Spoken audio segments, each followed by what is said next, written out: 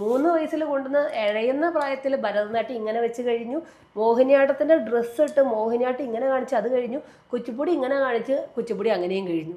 എൻ്റെ കൊച്ച് ജനിച്ചു വീണേക്കാളും മുൻപ് 3 ആർട്ട് ഫോം അരങ്ങേറ്റം കൊച്ചിൻ്റെ കഴിഞ്ഞു എന്ന് വലിയ ഗമയിൽ മലയാളികൾ പറയുമ്പോൾ ഉണ്ണിക്കണ്ണാ വായോ ഊഞ്ഞാലാടാൻ വായോ കാക്കക്കുയിൽ സിനിമയിലെ പാട്ടാ ഇങ്ങനെ തുടങ്ങി. അങ്ങനെ ഇപ്പോൾ ഗോകുല ബാല ബാലക അങ്ങനെ കുറേ സിനിമാ പാട്ടുകളും സെമി ക്ലാസിക്കലും സ്വാഗതം കൃഷ്ണ കൃഷ്ണനെക്കുറിച്ച് നമ്മളുടെ ജനത്തിന് ഏറ്റവും കൂടുതൽ അറിയാവുന്ന ഏറ്റവും ഫെമിലിയർ ആയിട്ടുള്ള കുറേ പാട്ടുകൾ. ഫസ്റ്റ് നമസ്കാരം ചെയ്യാനായിട്ട് കുട്ടികൾ ഇങ്ങനെ നിവർന്ന് നിന്ന് ഇങ്ങനെ കൈ അങ്ങ് പിടിച്ചിട്ടുണ്ടാവണം. ഈ പിടിക്കുന്ന നമസ്കാരം ചെയ്യുന്ന കണ്ടറിയാം ഒരു സ്ഥാപനത്തിൻ്റെ അടിത്തറ എങ്ങനെയുണ്ട് എന്നുള്ളത്. നമസ്കാരം പഠിപ്പിക്കുന്നത് തെയ്യം തത്ത ഇങ്ങനെ ഇങ്ങനെ ഇങ്ങനെ ഇങ്ങനെയൊക്കെ വാരിപ്പൊത്തി ഇങ്ങനെ കാണിക്കുമ്പോൾ തന്നെ അത് കാണുമ്പോൾ നമുക്ക് മനസ്സിലാകുന്നില്ല ഇത് മോശമാണ്, ഇതൊരു ഭംഗിയില്ലല്ലോ, ഇതൊരു വൃത്തിയില്ലല്ലോ എന്ന് കാണുമ്പോൾ മനസ്സിലാകുന്നില്ല നമുക്ക്. മണിച്ചിത്രത്താഴ് സിനിമയിൽ നമുക്ക് എല്ലാവർക്കും അറിയാവുന്നതാണ്. രാമനാഥൻ എന്ന് പറയുന്ന ക്യാരക്ടറിനെ കാണിച്ചത് ഒരു പ്രൊഫഷണൽ ക്ലാസിക്കൽ ഡാൻസറാണ്. അദ്ദേഹം എന്ത് സ്ത്രൈണതയാണ് കാണിച്ചിട്ടുള്ളത്. കൊണ്ട കെട്ടിക്കഴിഞ്ഞാൽ അവിടെ കൊണ്ട വെച്ചാൽ എൻ്റെ കൊച്ചിന് 2 കൊണ്ട കെട്ടിക്കാം. കാര്യം അത് ചെയ്തില്ലെങ്കിൽ നമ്മളുടെ സ്ഥാപനം ഔട്ട്ഡേറ്റഡ് ആയി പോയാലോ. ഇപ്പോഴത്തെ കുട്ടികളുടെ ഒരു അരങ്ങേറ്റത്തിൻ്റെ ഒക്കെ ഫോട്ടോഷൂട്ടൊക്കെ എല്ലാവർക്കും ലെൻസ് വരെയായി. കുറച്ച് മുൻപ് മേക്കപ്പ് ചെയ്തോ മനസ്സിലാവില്ലായിരുന്നു. ഇനിയിപ്പോൾ കണ്ണുകൊണ്ട് പോലും മനസ്സിലാവുമെന്ന് തോന്നുന്നില്ല. നർത്തകിക്കൊരു വിടർന്ന കണ്ണ് വേണമെന്നാണ് കേട്ടിട്ടുള്ളൂ. നർത്തകിക്ക് പൂച്ചക്കണ്ണ് വേണം, യക്ഷിയുടെ കണ്ണ് വേണം എന്നുള്ളത് പുതിയ അറിവാണ് എന്നെ സംബന്ധിച്ച്. ഇന്നത്തെ നമ്മുടെ അതിഥി പ്രശസ്തയായ ഭരതനാട്യം നർത്തകിയും നൃത്ത അധ്യാപികയുമാണ് Ammu Ouseppachan. Ammu, welcome to the show. Thank you. Ammu, ഇപ്പോൾ നമ്മൾ കുട്ടികളെ ഡാൻസ് പഠിപ്പിക്കാനായിട്ട് ചേർക്കുന്നു. അപ്പോൾ പേരൻറ്റിന് അറിയില്ല ഏത് സ്ഥാപനത്തിൽ ചേർക്കണം അല്ലെങ്കിൽ എങ്ങനെയാണ് ഒരു ഗുരുവിനെ കണ്ടെത്തേണ്ടതെന്ന് മിക്കവാറും എല്ലാവർക്കും തന്നെ അറിയണ്ടാവില്ല. എല്ലാവരും ചൂസ് ചെയ്യുന്നത് വീടിനോട് അടുത്തുണ്ടെങ്കിൽ അല്ലെങ്കിൽ ചില പരസ്യങ്ങളിലൊക്കെ കാണാറുണ്ട് വളരെ കുറഞ്ഞ ഫീസ് അല്ലെങ്കിൽ ഇത്ര നാൾക്കുള്ളിൽ അരങ്ങേറ്റം നടത്താം കുട്ടി. അപ്പോൾ നോക്കുമ്പോൾ അടുത്തുള്ള കുട്ടി ജോയിൻ ചെയ്തു 8 മാസമായുള്ള ആ കുട്ടിയുടെ അരങ്ങേറ്റം, അപ്പോൾ അവിടെ ചേർക്കാം. ഇങ്ങനെയൊക്കെ നമ്മൾ അറിവില്ലായ്മ കൊണ്ടാണത്. അങ്ങനെ പലപ്പോഴും അബദ്ധത്തിൽ കൊണ്ടുപോയി ചേർക്കുകയും കുട്ടികൾക്ക് ആ നൃത്തത്തോട് ചിലപ്പോൾ ഒരു പക്ഷേ താല്പര്യമുള്ള കുട്ടിയാണെങ്കിൽ പോലും കുഞ്ഞത് വെറുത്തു പോകുന്നു, ഇല്ലെങ്കിൽ ഒന്നും പഠിക്കാതെ അരങ്ങേറ്റം ചെയ്യുന്നു. കാണുന്നവർ മുഴുവനും എന്തെന്നാ കുട്ടി കാണിക്കണേ എന്ന് വെച്ച് അങ്ങനെ മൊത്തത്തിൽ അതിൻ്റെ ഒരു നിലവാരം നഷ്ടപ്പെടുന്നുണ്ട്. അപ്പം നമ്മളൊരു കുഞ്ഞിനെ ഡാൻസ് പഠിപ്പിക്കാൻ ചേർക്കുമ്പോൾ ഒരു പാരന്റ് എന്തെല്ലാം കാര്യങ്ങളാണ് ശ്രദ്ധിക്കേണ്ടത്? എങ്ങനെയാണ് അവർക്കൊരു ഗുരുവിനെ തിരഞ്ഞെടുക്കാൻ കഴിയുക? അതൊരു വലിയ കടമയാണ് പാരൻസിനെ സംബന്ധിച്ച്. പാരൻസ് ശ്രദ്ധിക്കേണ്ട ഏറ്റവും വലിയൊരു കാര്യം, ഒരു ആർട്ട് പഠിപ്പിക്കുന്ന ഒരു ടീച്ചറിനെ ഇവിടെ നമ്മളുടെ ഈ കേരളത്തിൽ നമ്മളൊരു കുട്ടീനെ സ്കൂളിലേക്ക് പഠിപ്പിക്കാൻ വിടുമ്പോൾ അത് ഏത് സിലബസാണ്, എത്ര വർഷത്തെ എക്സ്പീരിയൻസ് ഉണ്ട്, അവിടെ എങ്ങനെയൊക്കെയാണ് പഠിപ്പിക്കുന്നത്, അതിൻ്റെ റിസൾട്ട് എങ്ങനെയാണ്, ഇങ്ങനെ 100,000 കാര്യങ്ങൾ. എത്ര ദൂരമാണെങ്കിലും ചെറിയൊരു കൊച്ചിന് ചിലപ്പോൾ KG പഠിക്കുന്ന ഒരു കുട്ടീനെ ആണെങ്കിൽ കൂടി നല്ലൊരു സ്കൂളാന്ന് കണ്ടാൽ വേണമെങ്കിൽ അത്രയും ചെറുപ്പത്തിൽ വേണമെങ്കിൽ ഹോസ്റ്റലിൽ വരെയും കൊണ്ടുവന്നാക്കും. അല്ലെ പാരൻസ് ലീവ് എടുത്ത് വേണമെങ്കിൽ അവിടെ കൊണ്ടുവന്നാക്കുന്ന ഇതേ പാരൻസ് ആർട്ടിൻ്റെ കാര്യം, എസ്പെഷ്യലി ഭരതനാട്യം അല്ലെ ഒരു ആർട്ട് ഡാൻസിൻ്റെ ഒരു കാര്യം വരുമ്പോൾ കൊണ്ടുവന്നാക്കാനുള്ള ബുദ്ധിമുട്ട്, ഫീസ്, പിന്നെ എന്താണെന്ന് വെച്ച് കഴിഞ്ഞാൽ പെട്ടെന്ന് കുറേ നാൾ കൊണ്ടുനടക്കാൻ പറ്റില്ല സമയം, ഡ്യൂറേഷൻ, ഇതെല്ലാത്തിനും പ്രയോറിറ്റി കൊടുക്കും. എങ്ങനെ പ്രയോറിറ്റി കൊടുക്കുമെന്ന് വെച്ചാൽ തുച്ഛമായ ഫീസ് നിരക്കുകളായിരിക്കണം. അതുകൊണ്ടാണ് വളരെ പോപ്പുലർ ആയിട്ടുള്ള ചില സ്ഥാപനങ്ങൾ ഇന്നിപ്പോൾ നോട്ടീസിൽ ആദായ നികുതി കച്ചവടം പോലെ തുച്ഛമായ ഫീസ് നിരക്കുകൾ എന്ന് എഴുതുന്ന ഒരു ഗതികേടിലേക്ക് ആ ഒരു ദുരവസ്ഥയും കൂടി വന്നു കഴിഞ്ഞു കേരളത്തിൽ. അപ്പോൾ അത് നമ്മളുടെ ജനത്തിനെ മനസ്സിലാക്കിയിട്ട് എഴുതുന്നതാ. ഡാൻസിൻ്റെ കാര്യം വരുമ്പോൾ ഫീസ് ഏറ്റവും തുച്ഛമായിരിക്കണം എന്നാണ് പാരൻസ് പ്രയോറിറ്റി കൊടുക്കുന്നത്. പോരാത്തതിന് ഏറ്റവും അടുത്ത് ഇപ്പോൾ ഞാൻ പോലും പോയില്ലെങ്കിലും ഞാൻ കൊണ്ടുവന്നാക്കേണ്ട അവസ്ഥ വരരുത്. കൊച്ച് പോയി പഠിച്ച് തിരിച്ചു വരട്ടെ, കുട്ടി പോയി പഠിച്ച് തിരിച്ചു വരട്ടെ എന്നുള്ള അത്രയും അടുത്ത് എന്നുള്ള ഒരു കാര്യം വരും. പിന്നെ അധികം നാൾ കൊണ്ടു നടക്കാനൊന്നും പറ്റില്ല.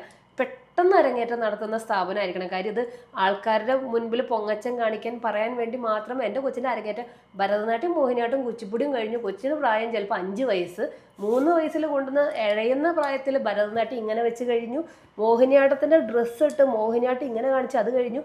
കുച്ചിപ്പുടി ഇങ്ങനെ കാണിച്ച് കുച്ചിപ്പുടി അങ്ങനെയും കഴിഞ്ഞു. എൻ്റെ കൊച്ച് ജനിച്ചു വീണേക്കാളും മുൻപ് 3 ആർട്ട് ഫോം അരങ്ങേറ്റം കൊച്ചിൻ്റെ കഴിഞ്ഞു എന്ന് വലിയ ഗമയിൽ മലയാളികൾ പറയുമ്പോൾ പലപ്പോഴും ആ കൊച്ചിൻ്റെ ഒരു സൈസ്, അതിൻ്റെ ആ ഒരു ഹൈറ്റും പ്രായവും കാണുമ്പോൾ എനിക്ക് പലപ്പോഴും എന്താ പറയുക, സങ്കടമാണോ ഗതികേടാണോ പുച്ഛമാണോ തോന്നുന്നത്, അതോ എന്താ അത് എക്സ്പ്രസ് ചെയ്യേണ്ടതെന്ന് അറിയില്ല. പ്രയോറിറ്റി കൊടുക്കേണ്ടത് നമ്മളെ ഏറ്റവും അടുത്താണോ ദൂരെ, ഇതൊന്നുമല്ല പ്രയോറിറ്റി കൊടുക്കേണ്ടത്. ആ ഒരു സ്ഥാപനത്തിൻ്റെ പ്രോഗ്രാം മാത്രം കണ്ടാൽ മതി. ഒരു അക്കാഡമി അവരൊരു ആനുവൽ ഡേ പ്രോഗ്രാം, അല്ലെങ്കിൽ അവരുടെ അരങ്ങേറ്റം, ഏറ്റവും വലുത് അരങ്ങേറ്റം. ചിലപ്പോൾ ഒരു സിനിമാ പാട്ടിൽ ചിലപ്പോൾ എന്തെങ്കിലും കളിപ്പിക്കാൻ പറ്റിയേക്കും. അവരൊരു അരങ്ങേറ്റം, അല്ലെങ്കിൽ അവർ ഭരതനാട്യ ഇനം, അല്ലെങ്കിൽ ശാസ്ത്രീയ നൃത്തമാണല്ലോ പഠിപ്പിക്കാൻ വിടുന്നത്, അതെങ്ങനെ അവരുടെ കുട്ടികൾ പ്രസൻറ്റ് ചെയ്യുന്നു മാത്രം ആദ്യം അങ്ങനെ ഒന്ന് ചൂസ് ചെയ്യാം. അവരുടെ പ്രോഗ്രാം എങ്ങനെയാണ് എന്ന് ചൂസ് ചെയ്യാം.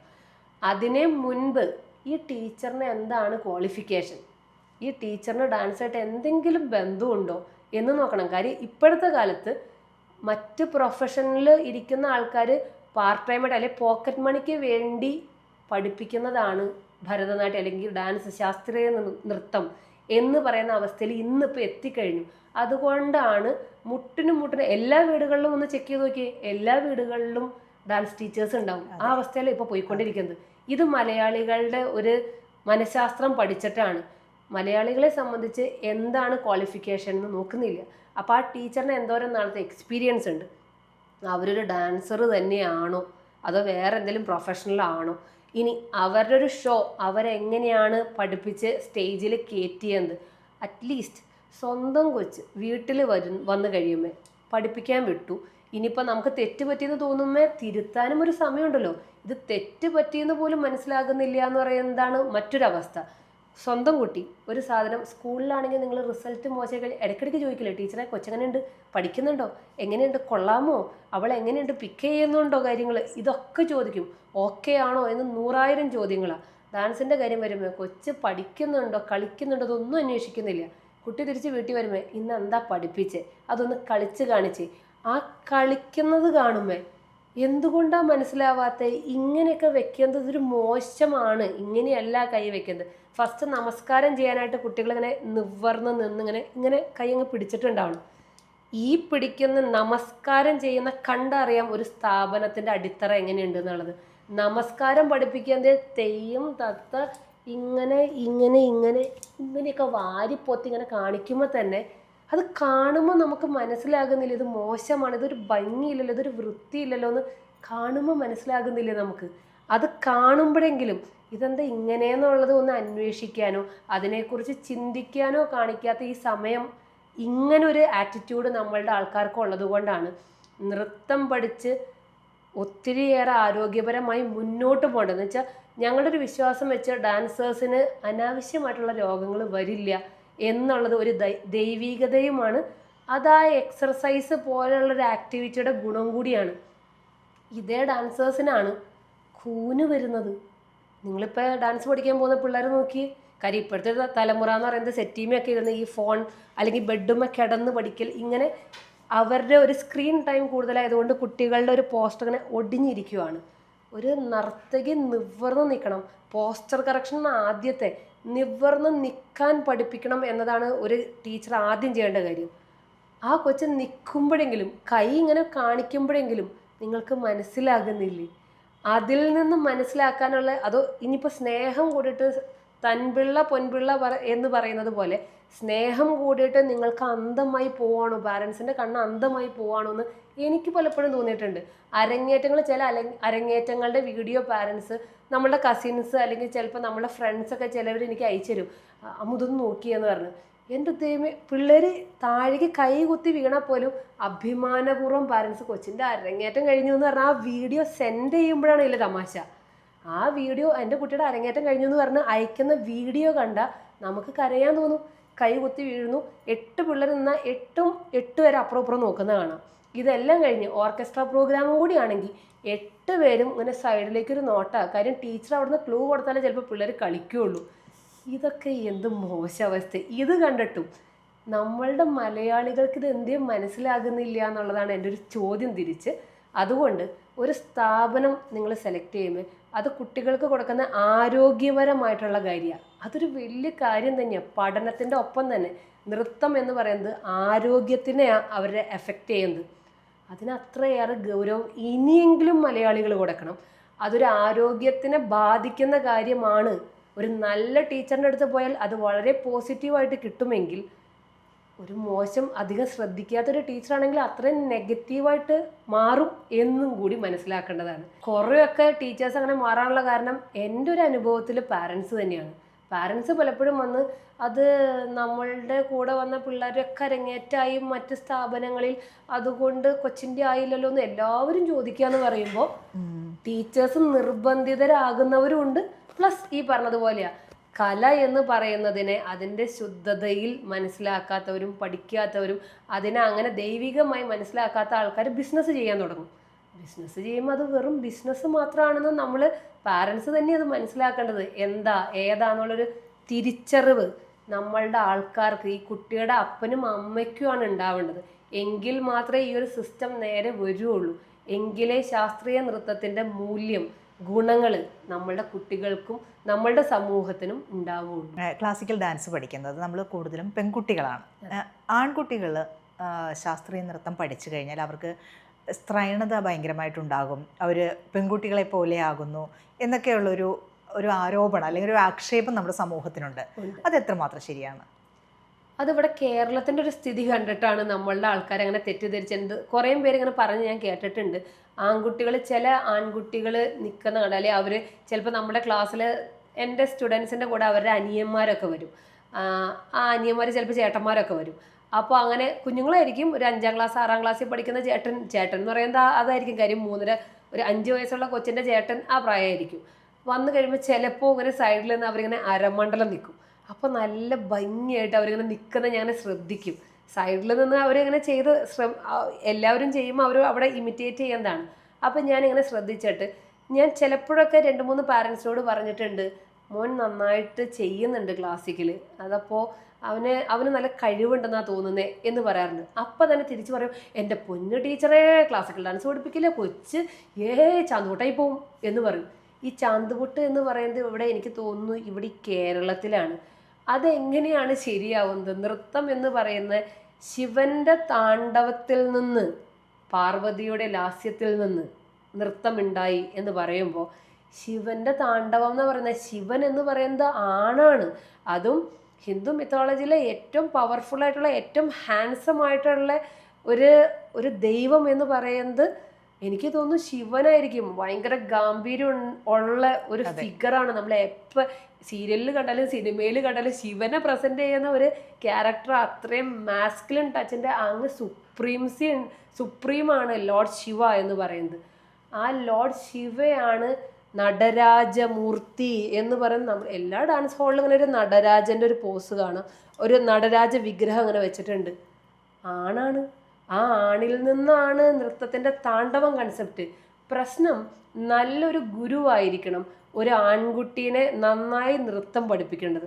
കാര്യം ആൺകുട്ടികളും പെൺകുട്ടികളും തമ്മിൽ നൃത്തത്തിന് ഈ പറഞ്ഞതുപോലെ ഒരു സ്ത്രൈണത ഉണ്ട് എവിടെയൊക്കെയോ. ഒരു സ്ത്രീ ചെയ്യുമ്പോൾ അതിന് കുറേയേറെ ലാസ്യം വരുന്നുണ്ട്. അത് ആ ലാസ്യത്തിൽ തന്നെ ചെയ്യുകയും വേണം. കാര്യം അവർക്ക് വേണ്ടി ചൂസ് ചെയ്താണ് ഇനങ്ങൾ. അല്ലെങ്കിൽ ഒരു സ്റ്റെപ്പിൽ പോലും ഇപ്പോൾ ഒരു പെൺകുട്ടീനെ നമ്മളൊരു സ്റ്റെപ്പ് പഠിപ്പിക്കുമ്പോൾ പെൺകുട്ടി ചിലപ്പോൾ ഇങ്ങനെ അട്ടമി വെച്ചിട്ട് ഇങ്ങനെ ചെയ്യുന്ന ഒരു ആക്ഷൻ, ഇത് സെയിം അല്ല ബോയ് ചെയ്യുമ്പോൾ. ഒരു ബോയ് ഇങ്ങനെ തന്നെ ചെയ്ത് കഴിയുമ്പോൾ ആ ആൾ പോലും അറിയാണ്ട് ഒരു സ്ത്രൈണത അദ്ദേഹത്തിലേക്ക്, ആ ആണിലേക്ക് അങ്ങ് ചെല്ലും. അപ്പം നമ്മളെ പഠിപ്പിക്കുന്ന ആൾ എന്ത് ചെയ്യണം? കൊറിയോഗ്രഫി ചെയ്യുമ്പോൾ പഠിപ്പിക്കുമ്പോൾ എന്ത് ചെയ്യണം? ഒരു ഗേളിന് ഇങ്ങനെ ഒരു ലാസ്യം കൊടുക്കുമ്പോഴും ബോയ് വളരെ സ്ട്രെയിറ്റ് ആയിട്ട് നിന്ന് ഈ നെക്ക് മൂവ്മെൻറ്റ്സൊക്കെ കളഞ്ഞ് തക്കിട്ട തക്കിട്ട തക്കിട്ട തക്കിട്ട എന്ന് പറഞ്ഞാൽ അതിൽ തന്നെ ഒരു മാസ്കുലിൻ ടച്ച് ഉണ്ട്. അതൊരു ബോയ് ചെയ്യുമ്പോൾ, ഇപ്പം ഞാൻ ചെയ്ത് കാണിക്കുന്നതിനേക്കാളും ഒരു ബോയ് എന്ന് പറയുമ്പോൾ അവരാ ചെയ്യുന്നത് ഭയങ്കര സ്ട്രോങ് ആയിട്ടിട്ട് വളരെ ഷാർപ്പായിട്ടിട്ട് ചെയ്യുമ്പോൾ അതെങ്ങനെ ഞാൻ ഒരു ലേഡി, ഒരു വുമണായ ഞാൻ തന്നെ ഇത് 2 ശൈലി കാണിക്കുമ്പോൾ ഇതിൽ തന്നെ വ്യത്യാസം ഉണ്ടാവും. അപ്പം അത് തന്നെ ഒരു ബോയ് ചെയ്യുമ്പോൾ എത്രയോ വ്യത്യാസം ഉണ്ടാവും. ശരിക്കും നമ്മളുടെ ജനത്തിന് ഉള്ള അറിവ് കുറവ് കൊണ്ടാണ്. നൃത്തം എന്നത് എല്ലാവർക്കും വേണ്ടി സൃഷ്ടിക്കപ്പെട്ടതാണ്, അല്ലാതെ സ്ത്രീക്ക് വേണ്ടി സൃഷ്ടിക്കപ്പെട്ടതല്ല. വ്യത്യാസം ഇനങ്ങൾ ചൂസ് ചെയ്യുമ്പോൾ, അതാ നല്ലൊരു ഗുരുവായിരിക്കണം. ഒരു ഇനം ചൂസ് ചെയ്യുമ്പോൾ ശിവന്റെ ഇനം പഠിപ്പിക്കണം ഒരു ബോയിനെ. അല്ലാണ്ട് ഒരു ബോയിനെ എന്തിനാ ദേവിയുടെ ഒരു സ്ത്രീയുടെ ഇനം കളിച്ചോട്ടെ, ഇടയ്ക്കൊക്കെ മാറി കളിച്ചോട്ടെ, എപ്പോഴും ശിവൻ തന്നെ ചെയ്യണം എന്നല്ല. പക്ഷേ നമ്മൾ സെലക്ട് ചെയ്യുന്ന ഒരു ഇനം ഒരു ഒരു മാസ്കുലിൻ ടച്ചുള്ള ഒരു ഇനമാണ്, ഒരു ഡാൻസാണ് സെലക്ട് ചെയ്യുന്നതെങ്കിലോ അപ്പം അത് മാസ്കുലിൻ ടച്ചിൽ തന്നെ. ഇപ്പം ശിവന്റെ ഒരു താണ്ഡവം പ്രസന്റ് ചെയ്യാൻ ഒരു ബോയിനോട് പറഞ്ഞ അവരാ ചെയ്യുന്നതിന് എത്രയോ ഒരു മാസ്കുലിൻ ടച്ച് ഉണ്ടാവും. പ്ലസ് അതാ ഡാൻസ് എനിക്ക് എൻ്റെ ഒരു അറിവിൽ നൃത്തം കുറേ മുൻപ് സ്ത്രീക്കും പുരുഷനും ഒരേപോലെ കളിച്ചിരുന്നൊരു സമയമുണ്ട്. ഞാനിപ്പോൾ ഈ പറഞ്ഞ ഇങ്ങനെ ഒരു ഡിവിഷൻ, ഇങ്ങനെ ഒരു സെപ്പറേഷൻ ഇല്ലാതെ ഒരേപോലെ കളിച്ചൊരു സമയമുണ്ട്. കലാക്ഷേത്രയുടെ നമ്മുടെ രുക്മിണി ദേവി അരുണ്ടേൽ എന്ന് പറയുന്ന അക്കയാണ് അതിൻ്റെ ഫൗണ്ടർ, കലാക്ഷേത്രയുടെ ഫൗണ്ടർ. അക്ക വന്നപ്പോൾ കുറേയും കൂടി ബോഡി അനാട്ടമി ഒക്കെ കൂടി ഒന്ന് പഠിച്ചിട്ടാണ് ആൾ ആ കലാക്ഷേത്രയുടെ എല്ലാ കാര്യങ്ങളും പ്ലാൻ ചെയ്തിട്ടുള്ളത്.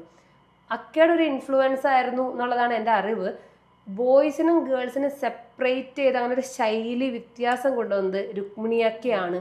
കലാക്ഷേത്രയുടെ ഒരു പ്രാധാന്യം അവിടെയാണ് വന്നു തുടങ്ങുന്നത്. അവിടെ നിന്ന് അങ്ങോട്ട് ഒത്തിരി വ്യത്യാസങ്ങൾ കലാക്ഷേത്ര കുറേ മാറ്റങ്ങൾ വരുത്തിയിട്ടുണ്ട്. അന്ന് മുതൽ ശരിക്കും ഒന്നും കൂടി മുൻപുണ്ടായിട്ടുണ്ടാവാം.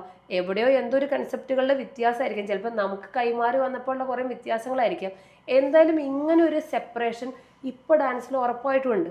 ഇവിടെ കേരളത്തിൽ ഇങ്ങനെ ഒരു സ്ത്രൈണതയോടുകൂടി നടക്കുന്ന ആണുങ്ങൾ ഈ ക്ലാസിക്കൽ ഡാൻസിൽ ഉണ്ട് ഉള്ളതാണ് നമ്മളുടെ ഈ പബ്ലിക്കിന് ഇത്രയേറെ പ്രശ്നങ്ങൾ ഉണ്ടാവുന്നത്. എനിക്ക് മനസ്സിലായത് വെച്ചിട്ട് നൃത്തം കളിച്ചത് കൊണ്ടല്ല അവരങ്ങനെ ഒരു സ്ത്രൈണതയിൽ നടക്കുന്നത്. മറ്റുള്ളവരുടെ അറ്റൻഷൻ സീക്ക് ചെയ്യാൻ വേണ്ടിയിട്ട്, മറ്റുള്ളവർ നമ്മളെ ശ്രദ്ധിക്കാൻ വേണ്ടി അവർ ചെയ്യുന്നതാണ് ഇങ്ങനെ. ചിലപ്പോൾ മൂക്കുത്തി ഇട്ടിട്ട് നടക്കുക, കുറേ സ്റ്റഡ് അടിക്കുക, അല്ലെങ്കിൽ ഒരു ഫെമിനിൻ ടച്ചിൽ ലിപ്സ്റ്റിക്കൊക്കെ അടിച്ച് ഫൗണ്ടേഷനൊക്കെ ഇട്ട് ഒരു സ്ത്രീ നടക്കുന്നത് പോലെ നടക്കുക. ഇതൊക്കെ പ്രശ്നങ്ങൾ വരുന്നത് അവർ ബോധപൂർവം ചെയ്യുന്ന കാര്യങ്ങൾ, അവർ മറ്റുള്ളവർ ശ്രദ്ധിക്കാൻ വേണ്ടി ചെയ്യുന്ന, അല്ലാണ്ട് നൃത്തം പഠിച്ച അങ്ങനെ ആകന്തേ അല്ല. അങ്ങനെയല്ല അത്. നമ്മളുടെ ജനത്തിന് അറിയാവുന്ന ചിലപ്പോൾ ഡാൻസാർമാരിൽ ചിലർ ഇങ്ങനെ നടക്കുന്നവരായിരിക്കാം. അത് ആ ആളുടെ ഒരു രീതിയാണ്, അല്ലാതെ അത് നൃത്തം പഠിച്ച് അങ്ങനെ ആവുന്നതല്ല. നല്ല ആണുങ്ങൾ ഡാൻസേഴ്സ് പ്രസന്റ് ചെയ്യുന്ന കണ്ടു കഴിഞ്ഞപ്പോൾ നമുക്ക് എല്ലാവർക്കും പരിചയമുള്ള ഒരു പാർശ്വനാഥ് എസ് ഉപാധ്യായ എന്ന് പറഞ്ഞിട്ട് ഒരു പ്രൊഫഷണൽ ഡാൻസർ ഉണ്ട്. അദ്ദേഹം ഒരു വീഡിയോ ചെയ്യുമ്പോൾ, ക്യാഷ്വലായിട്ടുള്ളൊരു വീഡിയോ ചെയ്യുമ്പോൾ അദ്ദേഹം ഒരു സ്ത്രൈണതയും അദ്ദേഹത്തിൻ്റെ പ്രസൻറ്റേഷനിലില്ല. അദ്ദേഹത്തിൻ്റെ ഡാൻസ് കണ്ടാലും വളരെ മാസ്കുലിൻ ടച്ചുള്ള എന്ത് രസമായിട്ട് ചെയ്യുന്നു. അദ്ദേഹത്തിന് ചെയ്യാമെങ്കിൽ, അത് എല്ലാവർക്കും അറിയാവുന്നൊരു ഫേമസ് ആർട്ടിസ്റ്റാണ്, അദ്ദേഹത്തിന് ആകാമെങ്കിൽ. മണിച്ചിത്രത്താഴ് സിനിമയിൽ നമുക്ക് എല്ലാവർക്കും അറിയാവുന്നതാണ്. രാമനാഥൻ എന്ന് പറയുന്ന ക്യാരക്ടറിനെ കാണിച്ചത് ഒരു പ്രൊഫഷണൽ ക്ലാസിക്കൽ ഡാൻസറാണ്. അദ്ദേഹം എന്ത് സ്ത്രൈണതയാണ് കാണിച്ചിട്ടുള്ളത്. അദ്ദേഹം ആ സിനിമയിലെ റോള് പോലും എന്ത് ഭംഗിയായിട്ടാണ് കൈകാര്യം ചെയ്തത്. സോ നൃത്തം പഠിച്ചാൽ ഒരിക്കലും ഒരു ആണ് നൃത്തം പഠിച്ചത് കൊണ്ട് ഒരിക്കലും ഒരു സ്ത്രീനെ പോലെ ആകില്ല. പഠിപ്പിക്കുന്ന ഗുരു നല്ലതാണോ ആ ആണായിട്ട് തന്നെ നൃത്തം ചെയ്യും. പഠിപ്പിക്കുന്ന ഗുരു മോശമാണോ പെൺകുട്ടി കളിക്കുന്നത് പോലും ഡാൻസേ ആയിട്ട് തോന്നില്ല. അപ്പോൾ ഗുരുവാണ് പ്രധാനപ്പെട്ടത്. ഓക്കെ. ഒരു കുഞ്ഞിൻ്റെ നൃത്തം അരങ്ങേറ്റം നടത്തുമ്പോൾ പാരൻസിന് വരുന്ന ഏറ്റവും വലിയൊരു അമിത ഭാരം എന്ന് പറയുന്നത് അതിന് വരുന്നൊരു ചിലവാണ്. ഒത്തിരി കോസ്റ്റ്യൂമിനും അല്ലാതെയൊക്കെ നല്ല ചിലവ് വരും. ഒപ്പം തന്നെ ഗുരുവിന് ദക്ഷിണ കൊടുക്കുക എന്നുള്ള ചടങ്ങുണ്ടല്ലോ, അതിന് വ്യക്തമായ എന്തെങ്കിലും നിയമങ്ങളുണ്ടോ? ഇത്രയൊക്കെ കാര്യങ്ങൾ ചെയ്തിരിക്കണം. നൃത്തത്തിൽ അങ്ങനെ ഒരു കീഴ്വഴക്കമുണ്ടോ? ദക്ഷിണ എന്ന് പറയുന്നത് പണ്ട് മുതലേ ഉള്ളൊരു രീതിയാണ്. അത് ഇന്ത്യയുടെ പറഞ്ഞതുപോലെ പാരമ്പര്യ കലയായതുകൊണ്ട് അതിന് അതിൻ്റേതായിട്ടുള്ള കുറേ അനുഷ്ഠാനങ്ങളും ആചാരങ്ങളും ഒക്കെ ഉണ്ട്. ദക്ഷിണ വെച്ച് തന്നെ തുടങ്ങണം എന്ന് പറയുന്നത് ഒരു ചടങ്ങ് തന്നെയാണ്. അതിൻ്റെ രീതിയിൽ തന്നെ കണ്ട് ചെയ്യേണ്ടതുമാണ്. ദക്ഷിണ ഗുരുക്കന്മാർ അവർക്ക് അർഹതയുള്ള ഒന്ന് തന്നെയാണ്. ദക്ഷിണ വാങ്ങി ഇനം പഠിപ്പിച്ച് തുടങ്ങുക എന്ന് പറയുന്നത് ഒരു ട്രഡീഷൻ തന്നെയാണ്. പക്ഷേ ആ ദക്ഷിണയിൽ എന്ത് വേണം എന്നുള്ളത് തീരുമാനിക്കുന്നത് പഠിപ്പിക്കുന്ന ഗുരുവല്ല, കൊടുക്കുന്നവരാണ്. കാര്യം പണ്ട് ഒരു സമയത്ത് ഇതൊരു ട്രഡീഷൻ എന്ന് പറയുന്നത് പണ്ട് മുതലേ നമ്മളുടെ കാർന്നോന്മാർ നമ്മളെ കാണിച്ചു തന്നത്, നമ്മളുടെ പൂർവികർ നമ്മളെ കാണിച്ചു തന്നത്, അങ്ങനെ നമ്മൾ ഇങ്ങനെ തലമുറയായിട്ട് ഇങ്ങനെ അത് ചെയ്തു പോന്നുകൊണ്ടേയിരിക്കുക. പണ്ടൊക്കെ ഞാൻ കേട്ടാണ് ഒരു രീതിയാണ്, ഗുരുവിന് ഈ ദക്ഷിണ എന്ന് പറയുന്നതിൻ്റെ പിന്നിൽ ഒളിച്ചിരിക്കുന്ന ഒരു സീക്രട്ട് ഒരു കാര്യം എന്താണെന്ന് ഞാൻ കേട്ട എൻ്റെ ഒരു അറിവാണ്, എനിക്ക് കിട്ടിയൊരു അറിവാണ്. ഒരു ഗുരു ദക്ഷിണ ഇങ്ങ് വാങ്ങിക്കുന്നു എന്ന് പറയുന്നത് അതിൻ്റെ ഒരു കൺസെപ്റ്റ്, ഒരു കുട്ടി ഇങ്ങനെ ദക്ഷിണ കൊടുക്കുമ്പോൾ അതുകൊണ്ടാണ് ആ വെറ്റില അടക്കം വെക്കുന്നതിനും ഒരു ദിക്കൊക്കെ ഉണ്ട്, അത് വെക്കുന്നതിനേ ഒരു രീതി ഉണ്ടെന്നൊക്കെ പറയുന്നത്. കുട്ടിയുടെ നെഗറ്റീവ് പവറിനെ അങ്ങോട്ട് കൊടുക്കുകയും ഗുരുവിൽ നിന്ന് ആ പോസിറ്റീവ് പവറിനെ ഇങ്ങോട്ട് വാങ്ങിക്കുകയും ചെയ്യുവാണ് എന്ന് ഞാൻ കേട്ടിട്ടുണ്ട്. ഇതെന്തൊക്കെയാണ് സത്യം എന്ന് എനിക്ക് 100% അറിയില്ല, പക്ഷെ അങ്ങനൊരു രീതി കേട്ടിട്ടുണ്ട്. അപ്പം എവിടെയോ അങ്ങനെ ഒരു കാര്യം കൂടി ഇതിലുണ്ടാകും. ഇനി ഒന്നുമില്ലെങ്കിൽ തന്നെയും ഗുരുവിൽ നിന്ന് വാങ്ങിക്കുന്നത് ഒരു പോസിറ്റീവ് പവറാണ്. ചിലപ്പോൾ ഇവിടെ നിന്ന് അങ്ങോട്ട് കൊടുക്കുന്നത് നെഗറ്റീവ് അല്ലെങ്കിലും ഗുരുവിൽ നിന്ന് കിട്ടുന്നത് ഗുരുവിൻ്റെ പോസിറ്റീവ് പവറിനെ ഇങ്ങോട്ട് മേടിച്ചാണ് ഒരു കുട്ടി, അതാണ് ഈ ദക്ഷിണ കൊടുക്കുക, ദക്ഷിണ മേടിക്കുക എന്നതിലെ ഒരു ഹിഡൻ ആയിട്ടുള്ള സീക്രട്ട് എന്ന് ഞാൻ കേട്ടിട്ടുണ്ട്. അതുകൊണ്ട് വളരെ ചില ഗുരുക്കന്മാരെ ഞാൻ കണ്ടിട്ടുമുണ്ട്, ദക്ഷിണ മേടിക്കാത്ത, കയ്യിലേക്ക് മേടിക്കാത്ത ആൾക്കാരുണ്ട്. ദൈവത്തിൻ്റെ ഒരു ഫോട്ടോയോ അല്ലെങ്കിൽ ഒരു വിഗ്രഹമോ ഉണ്ടാവും, ഒരു പൂജാമുറിയുടെ മുൻപിൽ നിന്നിട്ട് അവിടെ ആ പൂജാമുറിയുടെ മുൻപിൽ വെച്ച തട്ടിലേക്ക് ദക്ഷിണ വെച്ചോ മോളെ എന്ന് പറഞ്ഞ് എന്നോട് ഗുരു പറഞ്ഞിട്ടുണ്ട്. ഞാൻ കയ്യിലേക്ക് ദക്ഷിണ വാങ്ങിക്കില്ല, എനിക്ക് ദക്ഷിണ കയ്യിലേക്ക് വേണ്ട, തട്ടിലേക്ക് വെച്ചോളൂ എന്ന് പറഞ്ഞ ആൾക്കാരെ ഞാൻ കണ്ടിട്ടുണ്ട്. അങ്ങനെ ക്യൂരിയോസിറ്റി തോന്നി ചോദിച്ചപ്പോഴാണ് എന്നോട് അത് പറഞ്ഞത്. അവർ വിശ്വസിക്കുന്ന സത്യം അവരുടെ പവർ, അവരുടെ പോസിറ്റീവ് പവർ പോയിക്കൊണ്ടിരിക്കുന്നു. അപ്പോൾ അവർക്ക് പിന്നീട് ചില ഹെൽത്ത് ഇഷ്യൂ ആയിട്ട് അങ്ങനെയൊക്കെ വരുന്നു എന്നുള്ള രീതിയൊക്കെ കേട്ടിട്ടുണ്ട്.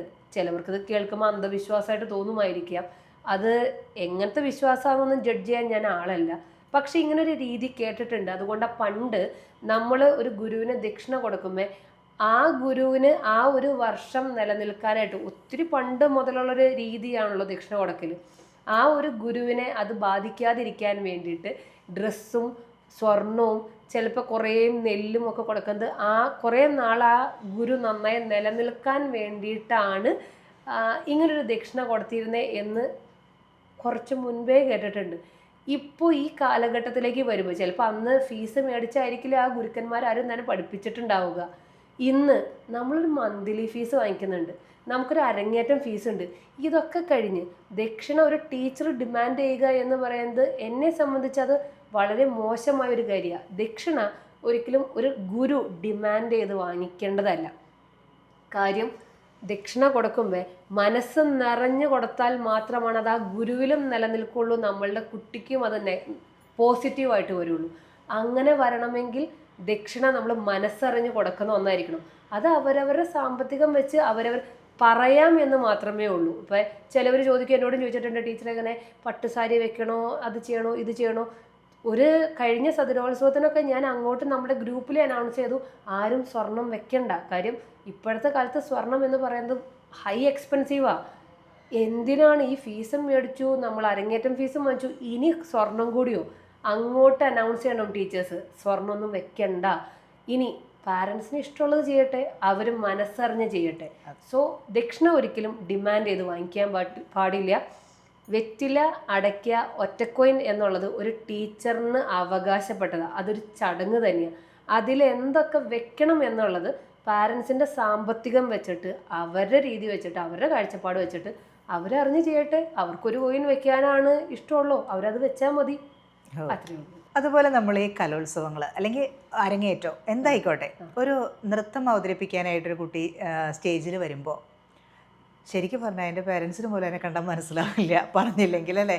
അതുപോലത്തെ മേക്കപ്പാണ്, ഏകദേശം ഒരേപോലെ ഇരിക്കും ഏത് കുഞ്ഞിനെ കണ്ടാലും.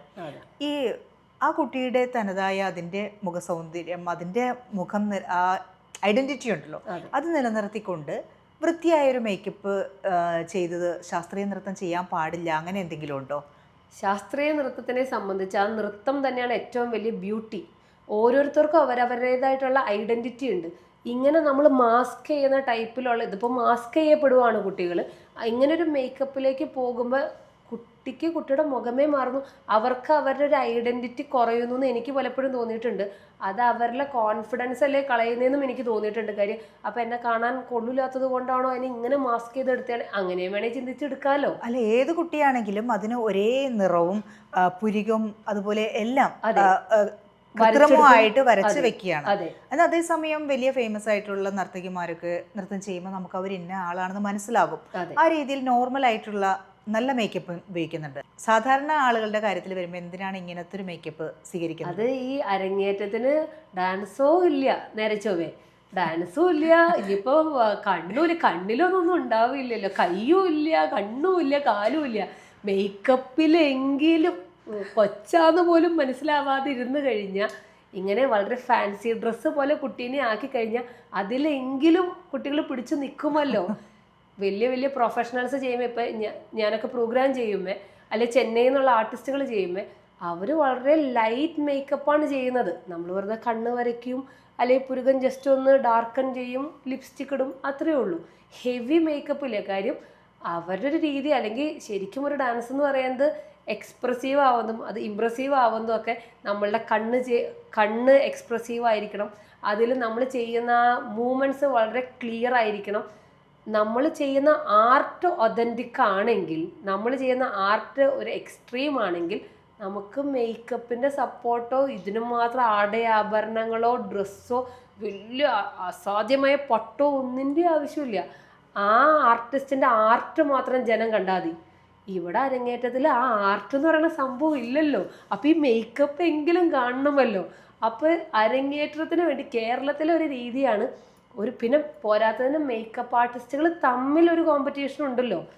ഇപ്പോൾ കൊണ്ട കെട്ടിക്കഴിഞ്ഞാൽ അവരവിടെ കൊണ്ട വെച്ചാൽ എൻ്റെ കൊച്ചിന് 2 കൊണ്ട കെട്ടിക്കാം. കാര്യം അത് ചെയ്തില്ലെങ്കിൽ നമ്മളുടെ സ്ഥാപനം ഔട്ട്ഡേറ്റഡായി പോയാലോ. ഇനി ഇപ്പം ഞാൻ വിചാരിക്കുകയാണ്, എന്നെ സംബന്ധിച്ച് എൻ്റെ കുട്ടികൾ അവരൊരു രീതിയിൽ കളിക്കട്ടെ എന്ന് ഞാൻ പലപ്പോഴും ചിന്തിച്ചിട്ടുണ്ട്.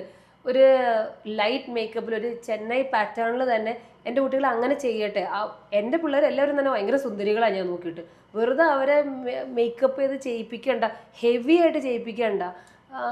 നമ്മളുടെ ആർട്ടിസ്റ്റുകളും നല്ല ഭംഗിയായിട്ട് ലൈറ്റായിട്ട് മേക്കപ്പ് ചെയ്യാനുള്ള ആർട്ടിസ്റ്റുകളും എനിക്കുണ്ട്. രാധുച്ചേട്ടൻ തൃശ്ശൂരിൽ നിന്ന്, വർഗീസ് ചേട്ടൻ ചാലക്കുടിയിൽ നിന്ന്, അവരൊക്കെ വലിയ വലിയ ആർട്ടിസ്റ്റുകളാണ്, നല്ല ഭംഗിയായിട്ട് ചെയ്യും. അപ്പോൾ അവരെയും കൊണ്ടൊക്കെ നമുക്ക് ലൈറ്റ് മേക്കപ്പ് ചെയ്യിപ്പിക്കാമെന്ന് വെച്ചാൽ തന്നെ ഇതിലൊരു പ്രശ്നം എന്താണെന്ന് വെച്ചാൽ, ഇപ്പം ഞാനങ്ങനെ ലൈറ്റ് മേക്കപ്പ് ചെയ്യിപ്പിച്ചു, ഉടനെ ആൾക്കാർ പറയും, കണ്ടാ ടീച്ചർ അതുമേയും ലാഭിച്ചു, ആ കാശും ടീച്ചർ ലാഭിച്ചു, ടീച്ചർ വാങ്ങിച്ച് കൈപ്പിടിച്ചു എന്ന് വെറുതെ എന്തിനാ കുറ്റം കേൾക്കുന്നതെന്ന് വെച്ചിട്ട് നമ്മൾ പോലും നിർബന്ധിതരാകും. ഈ കേരളത്തിൽ നമ്മളൊരു സ്ഥാപനം കൊണ്ടുനടക്കുമ്പോൾ കേരളത്തിൻ്റെ രീതിയിൽ തന്നെ പോകട്ടെ എന്ന് അങ്ങനെയും കുറേ പേര് കഷ്ടപ്പെട്ട് മനസ്സോടുകൂടി അതിലേക്ക് മാറേണ്ട ഒരു അവസ്ഥ ഉണ്ടാവുന്നുണ്ട്. പ്രശ്നം ഇതാ, ബാക്കി എല്ലായിടത്തും നമ്മളെ സംബന്ധിച്ച് നമ്മളുടെ കുട്ടികളുടെ കയ്യിൽ ആർട്ടുണ്ട്, അവർ നന്നായിട്ട് പ്രസൻറ്റ് ചെയ്യുന്നുണ്ട്. അതിന് വേണ്ടിയിട്ട് എന്തിനാണ് ഹെവി മേക്കപ്പ് എന്ന് ചിന്തിച്ചാൽ കൂടിയും നമ്മളുടെ പാരൻസും മറ്റ് സ്ഥാപനത്തിൻ്റെ ആൾക്കാരും അവരുടെ ഫ്രണ്ട്സൊക്കെ ഇവർക്ക് ഇഞ്ചെക്ട് ചെയ്ത് കൊടുക്കും. നിങ്ങളുടെ ടീച്ചർ നല്ല ആളാട്ടോ, മേക്കപ്പ് ചെയ്യേണ്ട കാശ് വെച്ച് കൈ പിടിച്ചു പോലെ എന്ന് പറഞ്ഞ് ആ ചീത്തപ്പേരാവും. അപ്പോൾ ഒരു അവയർനെസ് പ്രശ്നം ശരിക്കുമുണ്ട്. ഇപ്പോൾ കലോത്സവത്തിൻ്റെ കാര്യത്തിലേക്കും കൂടി നോക്കിക്കഴിഞ്ഞാൽ, ഇപ്പം മേക്കപ്പിൻ്റെ കാര്യം പറഞ്ഞുകൊണ്ടാണ് ഇങ്ങനെ ഈ പുരുകൊക്കെ ഒട്ടിച്ച് അതിൻ്റെ മുകളിൽ കൂടെ വരയ്ക്കുന്നത് ഒരു സമയത്ത് ഒരു രീതിയായിരുന്നു. ഇപ്പോഴുള്ള തമാശ, ഇപ്പോൾ കേൾക്കുന്ന പുതിയൊരു തമാശയാണ്, ഷേവ് ചെയ്യും അത്ര. ഈ പുരുകൊക്കെ ബ്ലേഡ് വെച്ച് ഷേവ് ചെയ്യുമെന്ന്. ആരോഗ്യപരമായി എത്രയോ മോശമായിട്ടുള്ള കാര്യങ്ങൾ ഇപ്പോൾ കേരളത്തിൽ സംഭവിച്ചുകൊണ്ടിരിക്കുന്നതെന്ന് നമ്മൾ ചിന്തിക്കേണ്ട സമയം വന്നിട്ടുണ്ട്. ഒരു ബ്ലേഡ് വെച്ചിട്ട് ഇത് ഷേവ് ചെയ്ത് ഈ നമ്മളുടെ ഐബ്രോ ഷേവ് ചെയ്ത് വരയ്ക്കുക എന്നൊക്കെ പറയുന്നത്, ഇത് എന്തിനാ ഇങ്ങനെ കാണിച്ചു കൂട്ടുന്നത്? ആർക്ക് വേണ്ടിയിട്ട് അങ്ങനെ കാണിച്ചു കൂട്ടുന്നത്? എന്തിനാ ഇത്? ആർട്ടിസ്റ്റുകൾ തമ്മിൽ, മേക്കപ്പ് സാറുമാർ തമ്മിൽ പുതിയ പുതിയ പുതിയ എക്സ്പെരിമെൻറ്റുകൾ നടത്തുക. അതുകൊണ്ട് തന്നെ ഞാനിപ്പോൾ മുൻപ് പറഞ്ഞ ട്രഡീഷണലായിട്ട് ചെയ്യുന്ന മേക്കപ്പ്മാരൊക്കെ ചിലപ്പോൾ വീടിൻ്റെ അകത്ത് കയറി ഇരിക്കേണ്ട അവസ്ഥ വരും. കാര്യം അവർക്ക് അശാസ്ത്രീയമായിട്ടുള്ള കാര്യങ്ങൾ, ലെൻസ് നിങ്ങൾ കണ്ടിട്ടില്ലേ? ഇപ്പോഴത്തെ കുട്ടികളുടെ ഒരു അരങ്ങേറ്റത്തിൻ്റെ ഒക്കെ ഫോട്ടോഷൂട്ടൊക്കെ എല്ലാവർക്കും ലെൻസ് വരെയായി. കുറച്ച് മുൻപ് മേക്കപ്പ് ചെയ്തോ മനസ്സിലാവില്ലായിരുന്നു, ഇനിയിപ്പോൾ കണ്ണുകൊണ്ട് പോലും മനസ്സിലാവുമെന്ന് തോന്നുന്നില്ല. നർത്തകിക്കൊരു വിടർന്ന കണ്ണ് വേണമെന്നാണ് കേട്ടിട്ടുള്ളൂ. നർത്തകിക്ക് പൂച്ചക്കണ്ണ് വേണം, യക്ഷിയുടെ കണ്ണ് വേണം എന്നുള്ളത് പുതിയ അറിവാണ് എന്നെ സംബന്ധിച്ച്. ഇപ്പോൾ കുറച്ച് മുൻപ് ഐലാഷസ് ഉണ്ടായിരുന്നു, ഇപ്പോൾ ഐലാഷസും കഴിഞ്ഞ് ലെൻസ് വരെ കയറിയിട്ടുണ്ട്. അപ്പോൾ ഇപ്പോൾ കേരളത്തിൽ ലെൻസാണ്, കണ്ണിൽ വെക്കുന്ന ലെൻസാണ് ഇപ്പോഴത്തെ ട്രെൻഡിങ്. ഇനി പുതിയ ട്രെൻഡ് ഏത് വരും എന്നറിയില്ല. ഏതെങ്കിലും ഒരു മേക്കപ്പ് ആർട്ടിസ്റ്റ് കൊണ്ടുവന്നു, ഇനിയിപ്പോൾ 2 സൈഡ് കൊണ്ടുവന്ന് ഇനി 5 എണ്ണം വരുമോ, തലയ്ക്ക് ചുറ്റും കൊണ്ടുവരുമോ എന്നറിയില്ല. ലെൻസ് വന്നു, ഇനി എന്തൊക്കെ മുഖത്തേക്ക് മാറ്റിയെടുത്ത് കൊണ്ടുവരും എന്നറിയില്ല. പിള്ളേരുടെ കോൺഫിഡൻസിനെ, പിള്ളേരുടെ സൗന്ദര്യത്തെ ഇങ്ങനെ മോശമാണെന്ന് അവരെ തന്നെ സ്വയം ചിന്തിപ്പിക്കുന്ന അവസ്ഥയിലേക്ക് പാരൻസെങ്കിലും കൂട്ട് നിൽക്കാതിരിക്കുക. ഇതിപ്പോൾ മേക്കപ്പ് ആർട്ടിസ്റ്റ് ചെയ്യുന്നില്ലെങ്കിൽ കൂടിയും ഇപ്പോൾ പാരൻസ് വയ്ക്കുന്ന ഫേസ്ബുക്കിൽ കണ്ട ഫോട്ടോഷൂട്ടിൽ ആ കുട്ടിയുടെ കണ്ണിൽ ഇങ്ങനെ ലെൻസ് വെച്ചിട്ട് എൻ്റെ കൂട്ടുകാരത്തിയുടെ മോളുടെ കണ്ണിൽ ലെൻസ് വെച്ചു അവരുടെ ഫോട്ടോഷൂട്ടിന്, സാറ് വെക്കി എന്ന് പറയുമ്പോൾ മേക്കപ്പ് ആർട്ടിസ്റ്റുകൾ വരെയും അതിനോട് നോ പറയാൻ പറ്റാത്ത അവസ്ഥയിൽ അവരും കുറേ വിഷമിക്കുന്നുണ്ട്.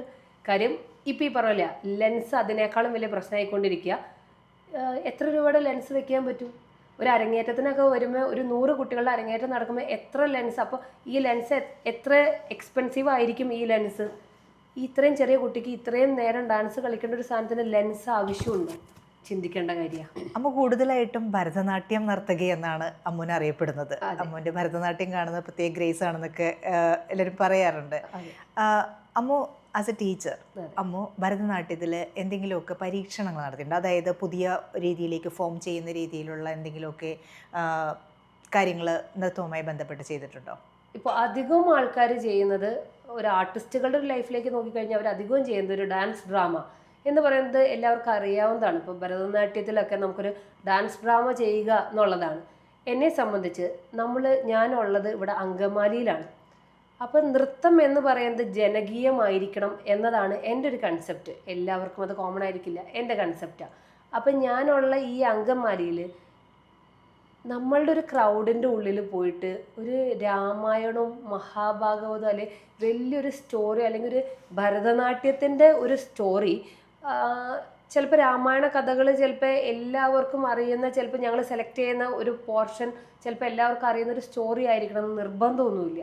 പ്രത്യേകിച്ച് ഭരതനാട്യത്തിനെ സംബന്ധിച്ച് കുറച്ചൊരു ബേസിക് അറിവുള്ളവരെ സംബന്ധിച്ചിട്ടാണ് അതെന്താ ഈ കാണിക്കുന്നതെന്നുള്ളത് കണക്റ്റ് ആവുള്ളൂ. നമ്മളിപ്പോൾ ഒരു കൈ എടുത്തു കഴിഞ്ഞാൽ അതെന്താ മീൻ ചെയ്യുന്നത്, ഇപ്പോൾ ഇങ്ങനെ കാണിക്കുമ്പോൾ അത് നടന്ന് പോയി എന്ന് മനസ്സിലാക്കണമെങ്കിൽ, അല്ലെങ്കിൽ ഇങ്ങനെ കാണിക്കുമ്പോൾ അത് പോയതാണെന്ന് മനസ്സിലാവണമെങ്കിൽ, അത് കുറേയും കൂടി ഒരു സ്റ്റോറി ടെല്ലിങ്ങിൽ ഒരു ബേസിക് ആയിട്ടുള്ള അറിവുള്ളവരെ സംബന്ധിച്ച് ഒരു ഡാൻസ് ഡ്രാമയൊക്കെ ഫുള്ളായിട്ട് മനസ്സിലാക്കാൻ പറ്റുള്ളൂ.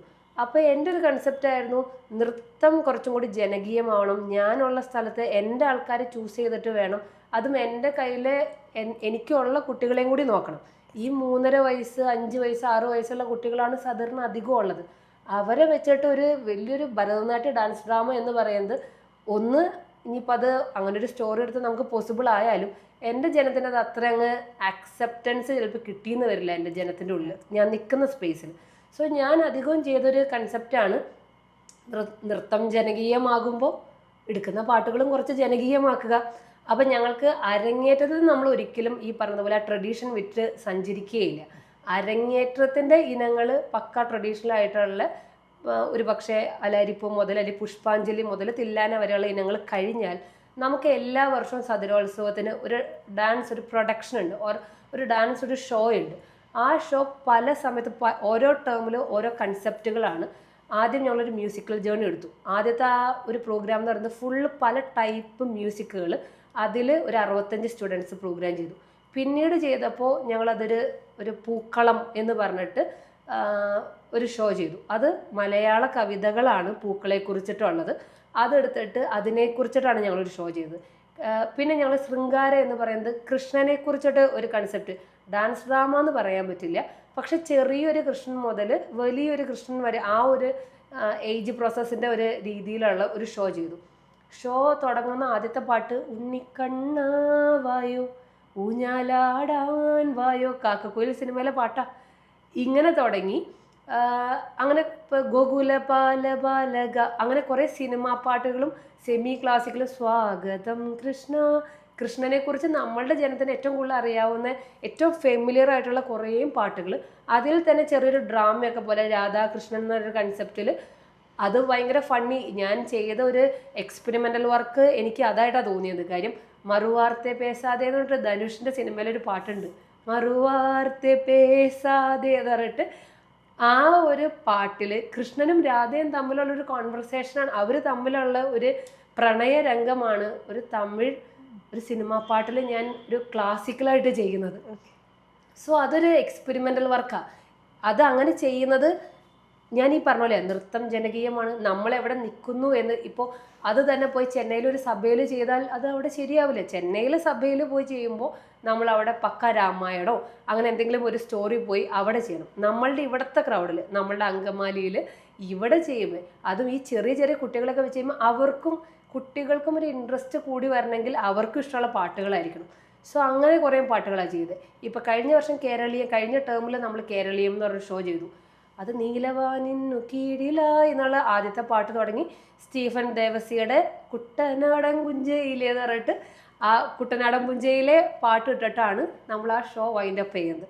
സോ നൃത്തം ജനകീയമായതുകൊണ്ട് എൻ്റെ എക്സ്പെരിമെൻ്റൽ വർക്ക് എല്ലാം തന്നെ നടക്കുന്നത് ഈ പറഞ്ഞ പോലെയാണ്. ജനത്തിന് ഏറ്റവും ഇഷ്ടപ്പെടുന്ന പാട്ടുകളെ വെച്ചിട്ട് ഡാൻസ് ഷോ ചെയ്യുക എന്ന് പറയുന്നതാണ്. അത് എല്ലാ പ്രായക്കാരും, ഒരു 5 വയസ്സുള്ളൊരു കുട്ടി മുതൽ 60-65 വയസ്സുള്ള ആൾ വരെ എൻ്റെ ആ ഷോയിൽ ഉണ്ടാവും. പക്ഷേ ഈ 65 വയസ്സുള്ള കുട്ടീനെ 15 വയസ്സുള്ള പിള്ളേരുടെ ടീമിൽ നിർത്തി കളിപ്പിക്കുക എന്ന് പറയുന്നത് ജനത്തിന് പോലും മനസ്സിലാവില്ല അത് സൂപ്പർ സീനിയേഴ്സാ കളിച്ചെന്നുള്ളത്. അതാ ഒരു ടീച്ചറിൻ്റെ ടാസ്ക് എന്ന് ഞാൻ വിശ്വസിക്കുന്നത്. ജനം അത്യാവശ്യം അത് വലിയ സ്റ്റോറി ലൈൻ ഒന്നും ഇല്ലാത്തതുകൊണ്ട് അവർ ഭയങ്കര ഹാപ്പിയാണ്. ഷോ കഴിയുമ്പോൾ ഭയങ്കര ഒരു റിവ്യൂ ആണ് നമുക്ക് തിരിച്ചു വരുന്നത്. കാര്യം എല്ലാവർക്കും മനസ്സിലായി എന്താ ഈ ചെയ്തതെന്നുള്ളത്. സോ അതാണ് എൻ്റെ ഒരു എക്സ്പെരിമെൻ്റൽ വർക്ക് എന്ന് പറയുന്നത്. അതൊരു വലിയ പോയിന്റാണ്. ഇപ്പോൾ കല എന്ത് തന്നെ ആയാലും അത് പ്രേക്ഷകന് കാണുന്നവനത് ആസ്വദിക്കാൻ പറ്റിയില്ലെങ്കിൽ പിന്നെ ആ കല കൊണ്ട് എന്താ കാര്യമുള്ളത്? അത്രേ ഉള്ളൂ. എന്തായാലും ശാസ്ത്രീയ നൃത്തത്തെക്കുറിച്ചും നൃത്ത അഭ്യസിക്കുന്നതിനെക്കുറിച്ചും അരങ്ങേറ്റത്തെക്കുറിച്ചും ഒക്കെ ധാരാളം വിവരങ്ങൾ അമ്മ അറിയാൻ കഴിഞ്ഞു. ഇനി ഒരുപാട് വിശേഷങ്ങൾ പറയാനുണ്ട്, പക്ഷെ എല്ലാത്തിനും ഒരു സമയപരിധിയൊക്കെ ഉണ്ടല്ലോ. അപ്പോൾ അതുകൊണ്ട് അമ്മ വീണ്ടും വരണം. അത്രയും നേരം വന്നതിനും സംസാരിച്ചതിനും എല്ലാം ഒരുപാട് നന്ദി. താങ്ക് യു അമ്മ. Thank you.